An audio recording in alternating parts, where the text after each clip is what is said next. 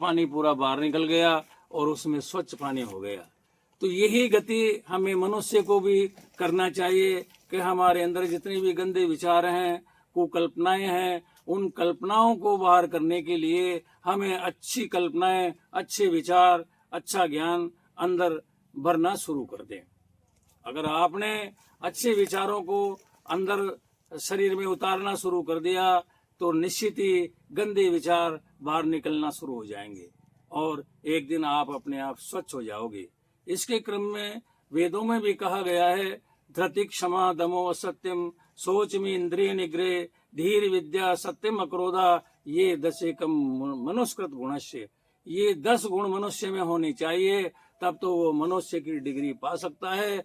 और जो अगर ये 10 गुण नहीं होंगे तो आपको मनुष्य डिग्री नहीं मिलेगी, और डिग्री भी नहीं मिलेगी तो आपको कोई होदा और पद प्रतिष्ठा भी नहीं मिलेगी। इसलिए मनुष्य को सबसे पहले मनुष्यकृत गुण को धारण करना चाहिए। दूसरी ओर भी कहा है, सत्य दया प्रेम भाव क्षमा शांति परोपकार मानवता के ये सतगुण है, और इनसे हो सृजन संसार, इनसे अच्छा संसार निर्मित होगा और सभी जन जीवन का कल्याण होगा, मंगलमय होंगे और आनंद की अनुभूति होने लगेगी। बंधुओं, आनंद के लिए कोई मना नहीं करता। जिससे भी मिलते हैं वो कहते हैं सब आनंद है साहब, सब आनंद है साहब, लेकिन मैं समझता हूं कि उस आनंद की परिभाषा हम समझते ही नहीं। बंधुओं, आनंद जो है 3 प्रकार से कहे गए हैं, तो वो कौन कौन से हैं इस पर भी हम चिंतन करते हैं। प्रथम आनंद जो है वो जड़ से जड़ का है, और दूसरा आनंद जड़ से चेतन का है, और तीसरा आनंद चेतन से चेतन का है। अर्थात इनकी परिभाषा के मुताबिक हम पुनः फिर समझते हैं, जड़ से जड़ का आनंद क्या है। जैसे ये शरीर जड़ है,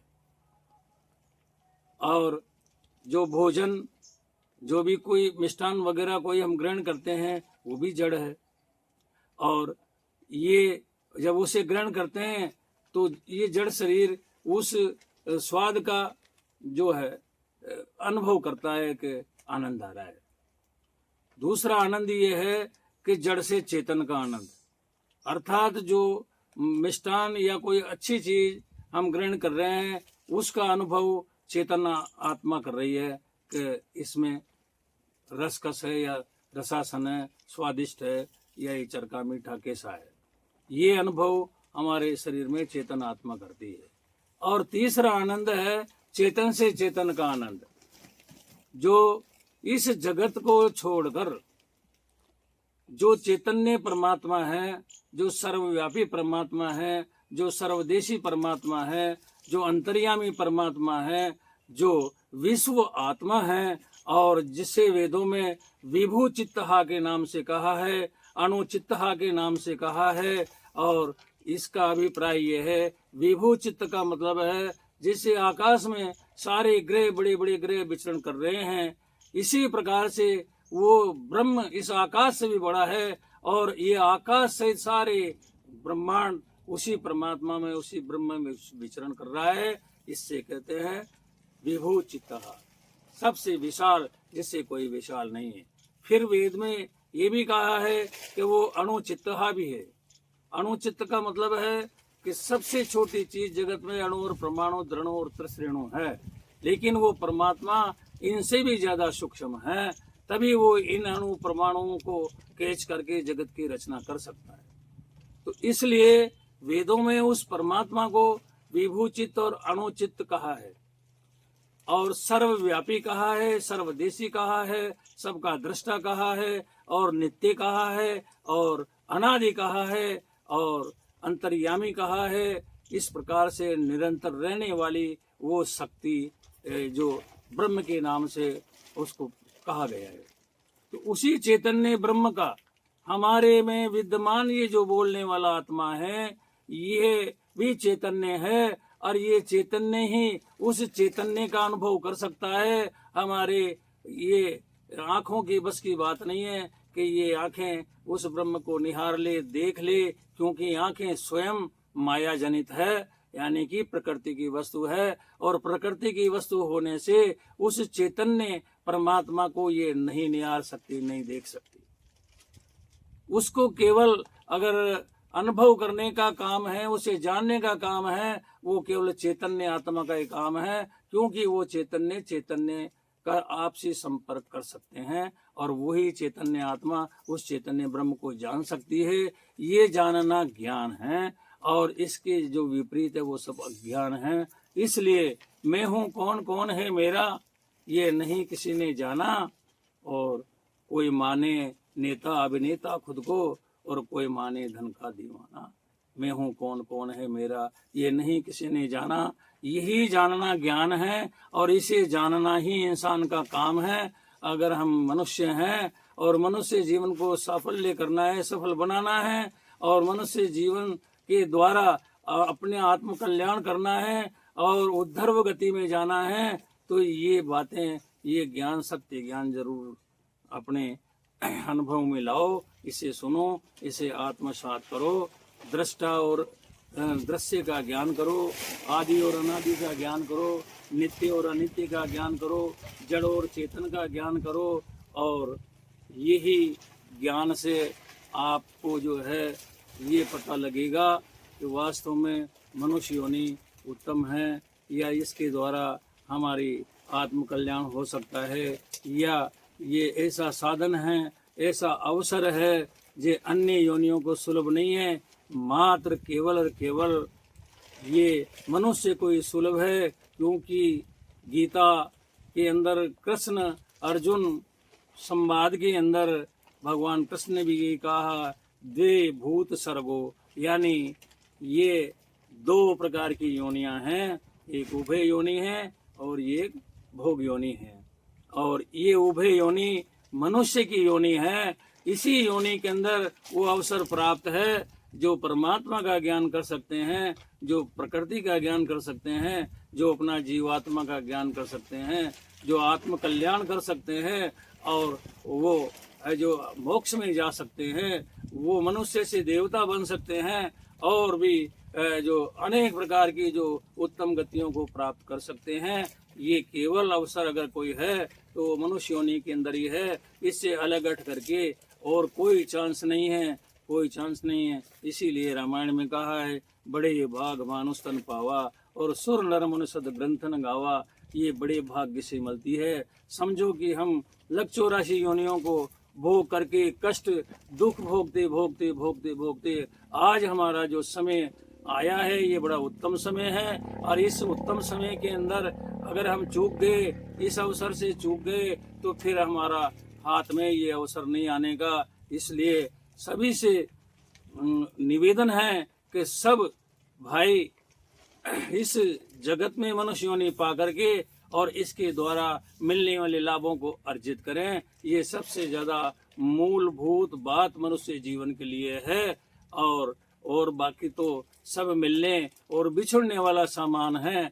चाहे वो धन संपत्ति मिल जाए, चाहे वो प्रतिष्ठा मिल जाए, चाहे कोई पद मिल जाए, लेकिन ये सब साथ जाने के नहीं है। ये सब बिछुड़ जाएंगे, और केवल आपकी आत्मा और इसके द्वारा जो भी किए हुए शुभ कर्म या अशुभ कर्म ही आपके साथ जाएंगे। और आपने शुभ कर्म अगर किया है तो उसका शुभ फल प्राप्त होगा, और जो आपने अशुभ फल कर्म किया है तो उसका परिणाम अशुभ होगा। इसलिए आज ये शुभ की बेला है, अच्छे की बेला है, और उत्तम से उत्तम बेला है। ये एक एक श्वास इसकी अमूल्य है। दुनिया में कोई चीज अमूल्य नहीं है, लेकिन अगर कहा गया है तो श्वास श्वास अनमोल है।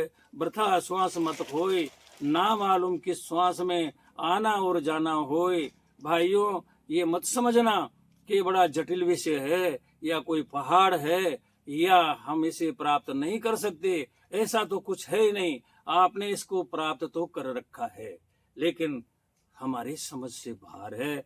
समझ में नहीं आ रही ये बात, क्योंकि उस ऊपर वाले ने जब इसे बनाया है, इसे रचाया है, तो बड़ी विचित्रता द्वारा, बड़ी विशिष्टता द्वारा और बड़े ही कला और कौशल से इस प्रकार का बनाया है कि इसमें किसी प्रकार की कोई कमी नाम की चीज रखी ही नहीं। जिसकी हमें आवश्यकता पड़े या कि मांगना पड़े या कि खरीदना पड़े, ऐसा कुछ नहीं है। ये सर्व शक्तिमान सर्व संपन्न शरीर है आपका।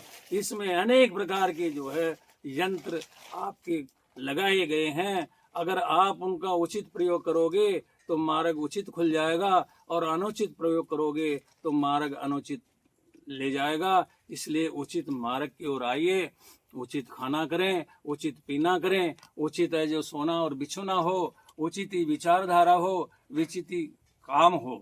क्योंकि हमारे वेद में कहा है, अगर आपको अपना जीवन सुलभ बनाना है तो केवल 3 मूल मंत्र ग्रहण करना है। तो उसमें भी हम चिंतन कर लेते हैं कि वो 3 से मूल मंत्र कौन से हैं। प्रथम मूल मंत्र है हेतु बुक होना। ऋतु बुक होना, मितु बुक होना, यानी कि ऋतु के अनुसार हमें भोजन ग्रहण करना चाहिए, ऋतु के अनुसार हमें अन्य व्यवहार करना चाहिए, ऋतु के अनुसार हमें ऋतु दान करना चाहिए, तो जीवन सुलभ हो जाएगा। क्योंकि जब इस सृष्टि को रचा है तो 5 तत्वों से रचन हुआ है इसका, लेकिन इसमें वायु तत्व और आकाश तत्व की भूमिका आदि कम है और विशेष भी है, परंतु वो किसी प्रकार का विकार वायरस उत्पन्न नहीं करती। लेकिन पृथ्वी, जल और अग्नि ये 3 मुख्य तत्व हैं जिनसे शरीर का निर्माण होता है। जैसे कि जल से रस रक्त का होना, जैसे कि पृथ्वी से हाड़ मांस का बनना, जैसे कि अग्नि से रूप स्वरूप का बनना, ये 3 चीज मुख्यतः है। और इसीलिए मनुष्य को 3 प्रकार की प्रकृति बनती है, वो है वातज, पितज और कफज, यानी कि वायु विकारी, गर्म विकारी और शीत विकारी। ये 3 प्रकार की विकार वायरस हमारे शरीर में भ्रमण करते हैं। रहा आकाश तत्व की बात, आकाश तत्व का जितना शरीर में पोलोकार है, जैसे नस नाड़ियां हैं या जहाँ जहाँ भी पोला स्थान है वो आकाश तत्व का है। और वायु तत्व का जो भी इसमें है वो बहना है, निरंतर गति से चलते रहना है। ये वायु तत्व एक तरह का एक प्रेशर है जो आपके शरीर के आंतरिक जो भी गंदगियां होती है उनको ये बाहर निकालने का कार्य करते हैं। लेकिन हम अज्ञानवश किसी आईसीयू में जाकर के और वहाँ ऑक्सीजन के पंप दिलवाते हैं, लेकिन परमात्मा ने जो आपको ऑटोमेटिक ढंग से 2 पंप दिए हुए हैं जिनको चंद्रस्वर और सूर्यस्वर बोलते हैं। एक भाषा में मतलब जो है इनको दूसरी ओर बोलते हैं, और एक भाषा में नासिका के 2 स्वर हैं ये। तो इनके द्वारा हमें ध्यान में बैठना चाहिए और ध्यान में बैठ करके इनके द्वारा हमारे शरीर की पंपिंग करना चाहिए कि जो रेचक, पूरक, कुंभक के नाम से हमारे वेदों में दर्शाई गई है, ये अति आवश्यक चीज है। इससे भगवान नहीं मिलते हैं, लेकिन शरीर की शुद्धि होती है, स्वच्छता होती है, और रक्त भ्रमण का जितने भी चक्र हैं वो सब इससे परिसंचालित होते हैं और अच्छे से होते रहते हैं। इसलिए जरूर 5 मिनट ध्यान में बैठें और ध्यान में बैठ करके आप है जो प्राणायाम करें और रेचक, पूरक, कुंभक आदि की क्रिया करें, तो आपके शरीर में जितनी भी नस नाड़ियों में जो भी वायरस जमे हैं वो सब निकल करके बाहर आ जाएंगे और आपको हार्ट डिजीज नहीं होगा, न आपको लकवा मारेगा, न आपको अन्य कोई भी हृदय शूल होगा। यानी कि सारी नस नाड़ियाँ क्लियर रहेगी और आप एक तरह से स्वस्थ रहेंगे। तो ये प्राणायाम, योग प्राणायाम हमारे शारीरिक शुद्धि का भी योग है और निरोग बनाने का भी योग है। और इस क्रिया को करते करते कभी कभी आप जो है वैराग्य में चले जाएंगे, और वैराग्य में जाने के बाद आपको परमात्मा का ज्ञान होने लगेगा और एक के बाद एक अच्छा ही अच्छा होता रहेगा। इसलिए पहले हमारे वेद में मनुष्य को अपने जीवन को सुलभ बनाने के लिए ऋतु भोग पर ध्यान दिया गया है कि ऋतु के अनुसार आप भोजन ग्रहण करें, फल खाएं, सब्जियां खाएं और अन्य व्यवहार करें। जैसे कि वर्तमान में सर्दी है तो सर्दी में जैसे हम गर्म कपड़े पहनते हैं और बंद कमरे में सोते हैं, और जब गर्मी आती है तो मुलायम कपड़े पहनते हैं और बाहर हवा में सोते हैं, ये ऋतुओं के साथ व्यवहारवाद हुआ। इसी प्रकार से ऋतु में जो फल सब्जी अन्न पैदा होते हैं उन्हें पूर्ण रूपेण ग्रहण करें। ऐसा न करें कि हम मक्का ना खाएं, ज्वार ना खाएं, चना ना खाएं। ये सब परमात्मा ने जो आपके लिए हर प्रत्येक ऋतु में अन्न उगाए हैं, फल सब्जियां उगाए हैं, ये केवल और केवल भरण पोषण का ही साधन नहीं है, निरोग बनाने का साधन भी है। इसलिए इनको ग्रहण करना बहुत ही आवश्यक वस्तु है। अब इसके क्रम में भी मतलब जो है एक अलग विस्तार जाता है, लेकिन इतना समय नहीं है। कभी समय मिलेगा तो विस्तार से समझाएंगे कौन से अन्न से कौन सी बीमारी मिटती है, कौन से फल से कौन सी बीमारी मिटती है, और कौन सा कष्ट दूर होता है। इस पे भी एक जो है कभी अपन बैठेंगे और चर्चा करेंगे। ये है सहज रूप से होने वाला रोग निदान। शरीर को कष्ट पहुंचाती है, इसी प्रकार से तीनों ऋतुएं उन कष्टों से मुक्ति करती है। ये सहज योग है, सहज प्रकार से रोग निदान का कारण है। इसलिए हमें आज कितनी हमारी दुर्बुद्धि का विषय है कि हर घर में गेहूं का भंडारण है और 12 महीने तक गेहूं खाता है। वो मक्का, ज्वार, मूंग, मोट, चना, बाजरा कुछ ग्रहण करता ही नहीं है। तो उनसे मिलने वाले जो तत्व हैं, उनसे मिलने वाले जो मिनरल्स हैं, उनसे मिलने वाले जो विटामिन्स हैं, उनसे मिलने वाली जो अनेक प्रकार का जो रोग निदान का कारण है। बंधुओं, जब हम एक ही अन्न खाएंगे तो हम अन्य अन्नों से मिलने वाली ताकत से वंचित रह जाएंगे और वही एक मुख्यतः रोग का कारण बन जाएगा। और आज यही देखने में मिल रहा है। लोग कहते हैं जमाना शिक्षित है, जमाना विकसित है, और देखो आज हर घर में गेहूं है, पहले खाने को नहीं मिलते थे। ये हमारी बहुत बड़ी भूल है। लेकिन आज इस विकसित जमाने में और शिक्षित जमाने में, पूर्व जब अशिक्षित जमाना था तब इंसान 100 वर्षों तक जीता था और 100 वर्षों तक अपनी आंखों से देखता था, अपने पैरों से चलता था। न कोई लकवा था, न कोई हार्ट डिजीज था, और न कोई अन्य प्रकार की कई जो बीपी, शुगर आदि कोई बीमारियां नहीं थी। उसके पीछे एक कारण था कि मनुष्य हर मौसम का अन्न खाता था, हर मौसम की सब्जी और फल खाता था, और खड़ा अन्न भी ग्रहण करता था, और प्रकृति के संपर्क में रहता था, वन विहार भी करता था, खेतों पे भी जाता था, और कसरती काम भी करता था। और अपने शरीर में एक जो छुपा हुआ वायरस है, जो मल है, जो रोगों का मुख्य कारण है, जिसको हम पसीना कहते हैं, वो पसीना भी अपने पुरुषार्थ द्वारा बाहर निकालता था। और वही कारण था कि न पहले कैंसर होता था, न हार्ट कैंसर होता था, न रक्त कैंसर होता था, और न और अन्य किसी भी प्रकार की बीमारियां होती थी, क्योंकि हम पसीने को बाहर निकाल देते थे और स्वस्थ रहते थे। तो बंधुओं, आज भी हमें अगर स्वस्थ रहना है तो निश्चित ही प्रकृति के संपर्क में रहना होगा, खेत बाड़ी पर जाना होगा, अपने पैरों पे पृथ्वी का स्पर्श घंटे 2 घंटे जरूर करना होगा। और हम जब तक अगर प्रकृति से दूर रहेंगे तो फिर हम अच्छे और स्वस्थ और बलवान हो ही नहीं सकते। जैसा कि उदाहरण देखने को मिल रहा है, ये समझने की बातें हैं।